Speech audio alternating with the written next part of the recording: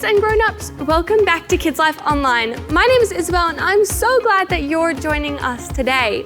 Grown-ups, don't forget that you can also connect with the wider New Life Online community by visiting church.nu/online. And make sure you hit the like and subscribe button so you can see more of Kidzlife.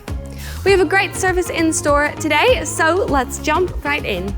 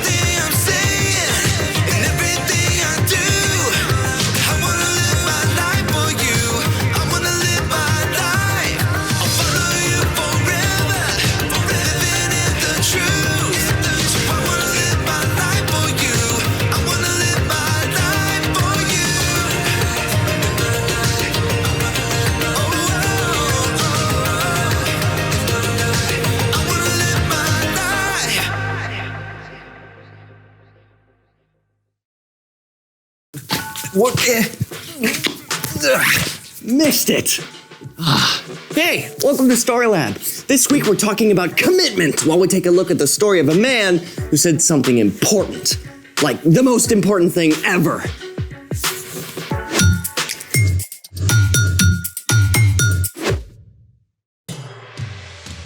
Hey, I'm Carter. And I'm Zeke. We're talking about commitment, which is making a plan and putting it into practice. Speaking of practice, I need to stay limber. Yeah. I'm getting tired just watching you. What exactly are you training for? Oh, it's an ancient sport I just discovered. You have to have super speedy reflexes, amazing hand-eye coordination, and top-notch motor skills. Ooh, that sounds intense. How do you play? You need a ball and these like pronged metal spiky things. Yikes! Dangerous. Oh, it has its risks. Stand back. Behold! Jacks? You're training to play jacks? I thought you said it was an ancient sport. It is. My parents used to play it. Anyways, it's harder than it looks. Watch. So the trick is to bounce the ball high enough to collect it, or some of these, but not too high, otherwise hey, where'd it go? Here, can you help me look for it? Did it bounce over? I think it bounced over here. All right, Lola, yeah, look that way, I'll look over here.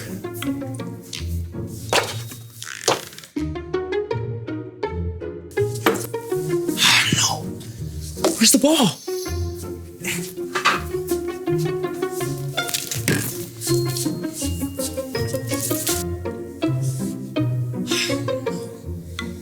It's not over here either.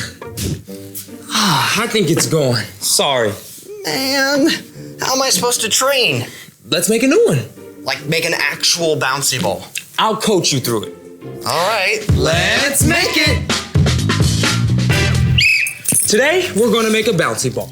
What color do you want it to be, Zeke? Blue. No, red. Wait, purple, Okay. purple? How about a multicolored one? Perfect. Let's get the ingredients. Okay. Hold that, thank you. Okay, put that back. Thank you. All right, it's all here. We've got water, check. Borax, check. Next is glue, check. After that, we have the cornstarch, check. And food coloring, check. Oh, and since we're using lots of colors, we'll need a container for each one. Okay, and then something to mix with. Check. All right, ready to make this? Let's roll. Get it? Because it's a ball. Yeah. You know, this looks pretty complicated. It's probably gonna take way too long. I can just find. Get your head in the game, athlete. We can handle this curveball. Come on, let's go. You're right. You're absolutely right. Let's do this. First step, mix a teaspoon of borax with a quarter cup of water. One for each color. Go, hurry up, come on. Okay.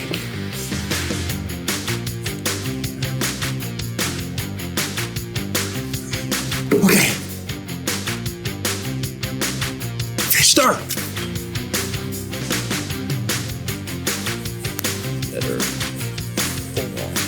Okay, check. Now, add a teaspoon of glue to each container.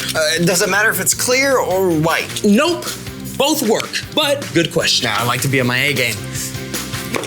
Keep going, you're doing good. As I see the improvement.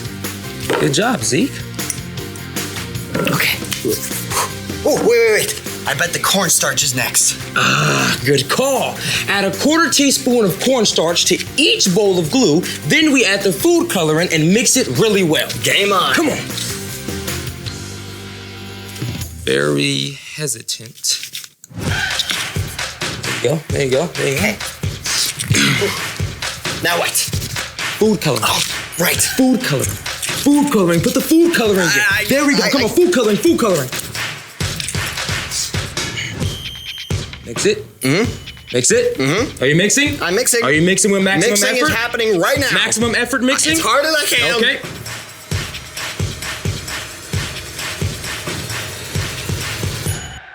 All right, you're done mixing. All right. This next part will take a little time. You got it in you? Put me in, coach. Okay. Let's see what we got. All right. Pour each container one at a time into the borax and water mixture. Okay. Now. No. All right. Scrape. I'm scraping. Now it's not mixed. What are we thinking now? Ooh, Scrape. very drippy. Now mush. 3, 2, done. Okay. All right. So that was the mix. That was the mush. That's check. Whew. Good job, man. But the game's not over. We're almost at the finish line, all right? Now smash all the colors together and form them into one ball, okay? Go. Form, smash, form. Roll it. Make that ball. Make the ball. We need the bouncy ball. Make the ball. Yep. I'm rolling. Come on. Don't give up. Don't give up. 3. Come on. 2, 1. Done. There you go. There you go, Z. Good job. So, nice work, Z. You know, those last 15 seconds were touch and go for a moment. But what was going through your head? You know, it was tough, but we didn't give up. We took a chance and it paid off. It was totally worth it, and we made a bouncy ball. A bouncy ball. Wow, look at that. Well, you heard it here first, folks. Well said. Speaking of speaking, it's time for... The story before the story. Today, we're in the book of Matthew. Matthew is one of the 4 Gospels that tells about the life of Jesus. For 3 years, Jesus traveled from town to town, sharing about God's kingdom and healing people. As they traveled, Jesus' closest followers saw him do amazing things, like walk on water. Jesus took 2 fish and 5 loaves of bread and turned them into food for more than 5,000 people. He healed the sick and even brought a young girl back to life. It was clear Jesus was special, but everyone had a different idea about who Jesus really is. Which is where our story starts. Take it away. Hey everyone, I'm Erica. Just like us, Jesus needed space. One day he traveled north with his friends to the city of Caesarea Philippi, perhaps to be in a place where he wasn't known as well, and there would be fewer crowds. The town itself was named after the Roman ruler Caesar Augustus, who was considered a god, like all the other Caesars. Many people in that area worshipped other false gods too. Jesus knew about this. He also knew all the questions people were asking about him. So Jesus went to the heart of the matter by asking his closest friends an incredibly important question. Who do people say the Son of Man is? Hold on a second. Son of Man? What's that all about? Jesus was actually referring to a vision the prophet Daniel had about the Messiah. Daniel used the name Son of Man to describe the rescuer God would send. Jesus wanted to hear whether his closest friends believed he was the rescuer or Messiah. Some people are saying that you're John the Baptist. Or maybe Elijah. I've heard people say that you could even be Jeremiah or one of the other prophets. But what about you? Who do you say I am? Sure, Jesus' friends had seen him do incredible things. They had to be thinking, this is it. What if Jesus is God's rescuer?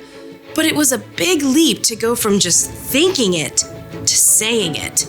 Simon Peter was known for taking bold steps, and he was the first to answer. You are the Messiah. You are the Son of the living God. Blessed are you, Simon. No mere human showed this to you. My Father in heaven showed it to you. Here's what I tell you. You are Peter.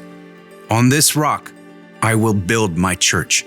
Okay, this is some wordplay. See, the name Peter means rock, and to add to that, Caesarea Philippi was known for a large rock formation.